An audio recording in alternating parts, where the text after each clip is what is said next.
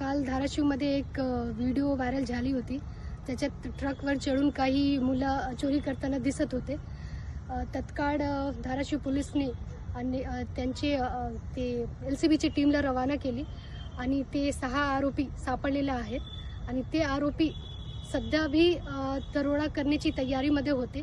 एका गाडीमध्ये बसून झोपले होते आणि त्यावरून त्यांनी तात्काळ त्याला सापडले आणि त्यांची अटकची कारवाई करणार आहेत आणि पुढच्या कायदेशीर कारवाई करणार आहेत आणि त्यांच्याकडून काय काय रिकव्हरी होतात, काय गुन्हा केले आहेत त्यांनी, हे पण त्यांनी कबूल करत आहे आणि ते देत आहेत. तर हे LCBची पथकची आणि धाराशिव पोलीसची मोठी कारवाई होती.